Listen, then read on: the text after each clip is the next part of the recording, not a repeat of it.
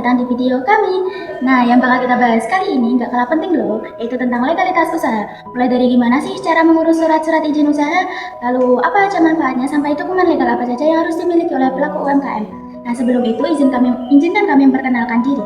Saya sendiri Eva Zumar Arianti dengan NIM 2350210058 dan salah satu teman saya yaitu Muhammad Saifuddin dengan NIM 2350210078. Kami di sini dari kelompok 12 kelas B6 MBR akan melakukan wawancara seputar dunia UMKM di PT Levis Bahari Pangan Kudus. Nah, tadi sudah kita kasih tahu kan sebelumnya bahwa kita akan membahas tentang legalitas usaha di UMKM. Kita juga bakal ngobrol langsung nih dengan pelaku usaha dan memungkinkan untuk kita bisa melihat bukti nyata dokumen legalitasnya. Jadi buat kalian yang punya usaha atau lagi mau mulai bangun bisnis, video ini boleh banget ditonton sampai habis. Yuk langsung saja kita mulai wawancaranya. Let's go. Dulu mulainya itu kita bagaimana dari tahun berapa, terus ya ceritanya dulu lah. Untuk pertama kali terjun di usaha itu sekitaran tahun 2020 pas setelah corona itu 2021. Nah itu awalnya itu kan karena nggak tahu mau ngapain di rumah, karena kan COVID juga dan kena PHK, akhirnya di rumah terus. Dan waktu itu karena senggang juga waktunya belajar tentang bisnis. Pertama kali itu tentang ekspor. Tentang ekspor. Nah, itu belajar selama setahun dan sambil belajar ya cari-cari relasi untuk buyer customer dari luar negeri, dan alhamdulillah pertama kali itu bisa ekspor kelapa. Dulunya nggak pernah saat kelapa. Dan kedepannya tahun-tahun berikutnya ya macam-macam. Ini 100 kelapa tadi itu dibikin briket gitu apa? Enggak, 100 kelapa dibuat, kalau di sana itu nanti dibuat beras yang untuk make up. Oke. Nanti diolah itu ke tujuannya ke Cina, itu pertama kali. Berikutnya ya karena udah pengalaman, sedikit banyak pengalaman dan bisa beberapa kali produk-produk lainnya. Ada tiga juga. Terus yang paling terakhir 1 tahun yang lalu itu produk daun ketapang. Daun ketapang kering. Untuk penjualannya itu lewat marketplace Alibaba atau bagaimana itu? Mulainya bisa kenal. Kalau itu kebanyakan lewat platform LinkedIn. LinkedIn, terus ada lewat sebar email juga ada, terus ada koneksi dari perwakilan diaspora yang ada di luar negeri. Kenalan lah. Berarti kalau lewat LinkedIn itu tadi harus tetap ngurus letter of credit itu, Mas? Surat-surat kredit. Kalau seperti itu kan ada letter of credit, kan itu skema pembayaran. Iya, skema pembayaran. Deal-dealnya iya. Kan ada bisa transfer ataupun OC ataupun banyak macam-macam. Iya. Salah satu jenis cara pembayaran ya di situ.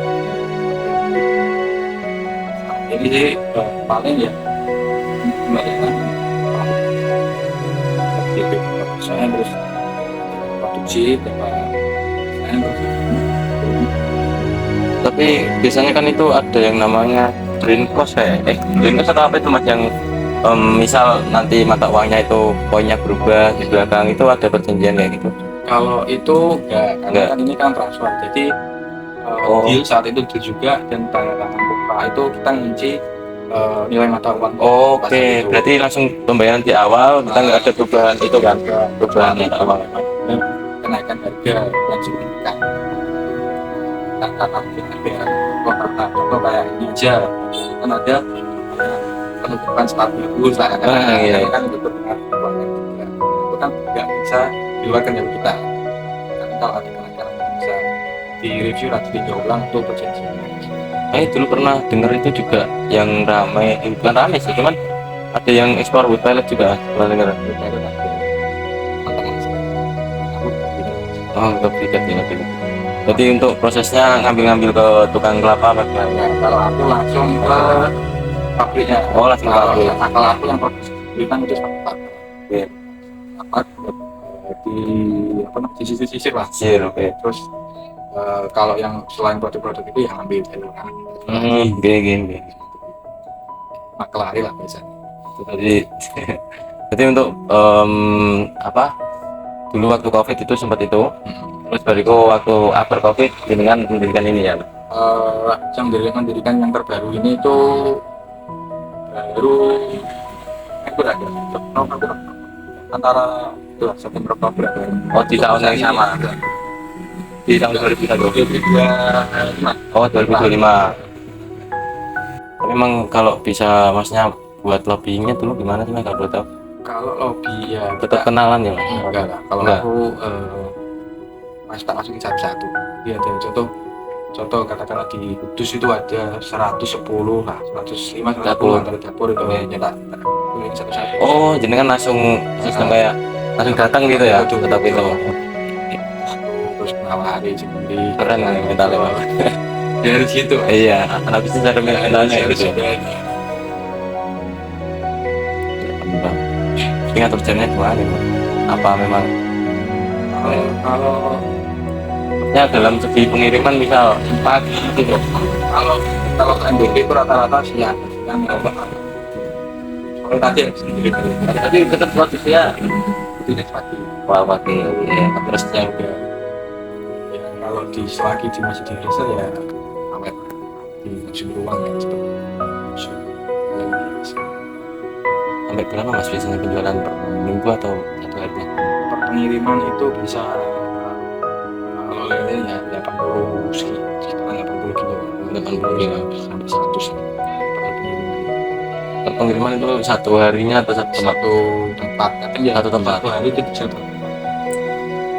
itu sih paling sekali ya hari.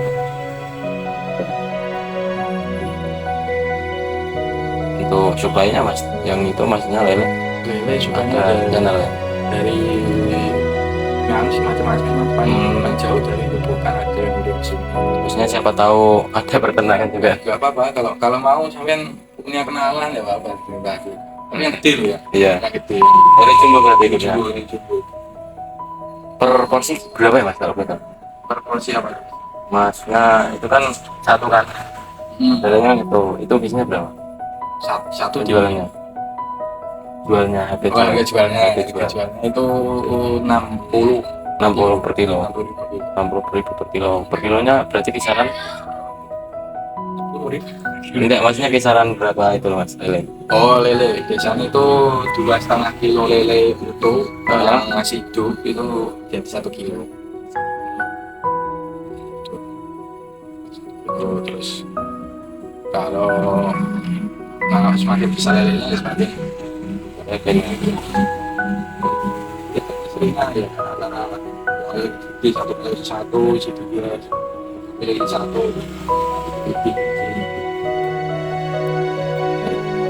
Produksi ini dengan ini memiliki izin usaha yang berat. Terus misal NIB atau sertifikat lainnya.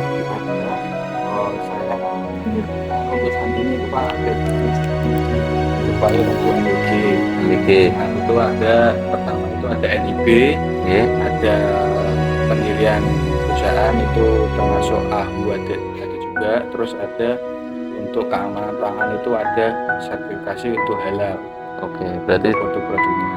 termasuk BPOM sama PRT ya mas? Kalau PIRT dan BPOM itu belum. Belum. PIRT itu karena yang tak geluti sekarang ini adalah lele filet, jadi tidak tidak melalui PIRT, tidak menggunakan PIRT enggak. Oh gitu. Oke. Terus untuk tempat produksinya itu sudah apa ya, maksudnya memenuhi standar kebersihan atau sanitasi mas? Kalau full belum, tapi kita berusaha untuk mencapai itu.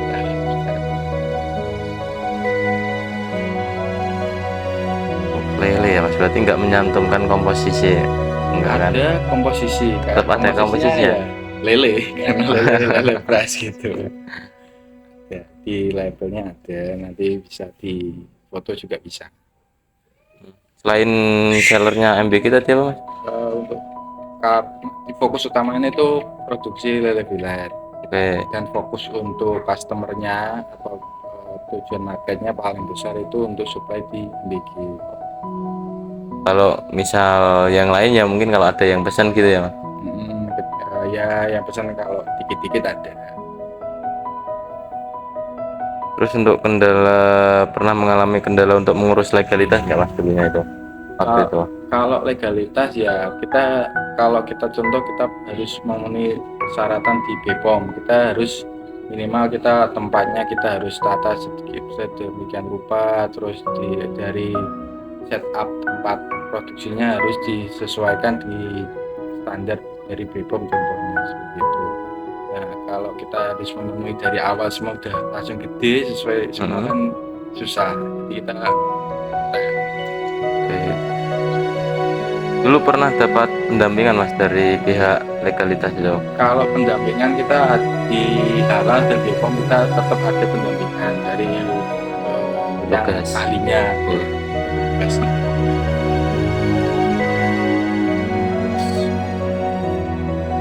Nih, pengaruh itu mas, pengaruh legalitas dalam masnya produk jenengan itu kepada konsumen itu bagaimana? Legalitas itu fungsi legalitas karena buat menjaga usaha kita atau menjaga kita dari contoh kepercayaan dan trust customer kan pasti nambah karena Iya. adanya legalitas, termasuk itu sertifikasi kayak contoh ada BPOM, halal, Iya. itu ya penting buat trust dari kan.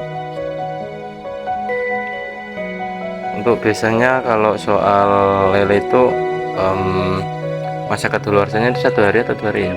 Kalau kita lele belet itu kan kita masukin termasuk frozen food. Oh, Jadi frozen. selagi tetap di Kemas, masih kemasan. kulkas, tetap Kulkas. di freezer itu bisa sampai 2 sampai 3 bulan.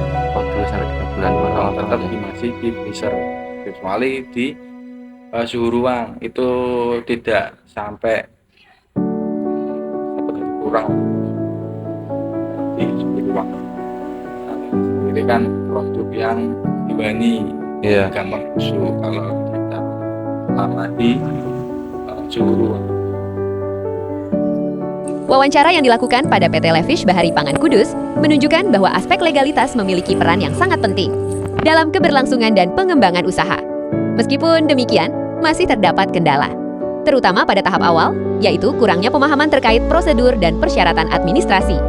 Dalam proses perizinan, pelaku usaha menempuh beberapa tahapan, seperti pengurusan nomor induk berusaha atau NIP, izin edar produk pangan, serta dokumen pendukung lainnya melalui sistem yang kini relatif lebih mudah diakses secara online. Manfaat utama dari legalitas kepemilikan dirasakan secara langsung, di antaranya meningkatkan kredibilitas usaha, mempermudah akses terhadap program pemerintah, membuka peluang kerjasama yang lebih luas, serta memberikan perlindungan hukum terhadap usaha yang dijalankan. Secara keseluruhan dapat disimpulkan bahwa legalitas bukan hanya sebagai kewajiban administratif, tetapi juga menjadi faktor strategis dalam meningkatkan profesionalitas, keamanan, dan pertumbuhan usaha. Selain itu, dokumen legalitas seperti NIB dan izin usaha lainnya telah didokumentasikan dengan baik sebagai bukti administratif yang dapat digunakan untuk berbagai keperluan, seperti audit, kerjasama, maupun pengajuan bantuan. Wah, gimana nih wawancara kita kali ini? Dari sini kita bisa belajar bahwa legalitas usaha itu bukan cuma formalitas saja, tapi juga punya peran penting untuk perkembangan dan kepercayaan dalam bisnis. Nah, semoga informasi yang sudah kita bahas tadi bisa bermanfaat dan jadi inspirasi buat teman-teman semua, khususnya para pelaku UMKM, agar lebih sadar pentingnya mengurus izin usaha. Juga mengucapkan terima kasih banyak untuk pihak PT Lefish Bahari Pangan Kudus yang sudah menerima kami dengan baik dan berbagi pengalaman yang sangat berharga.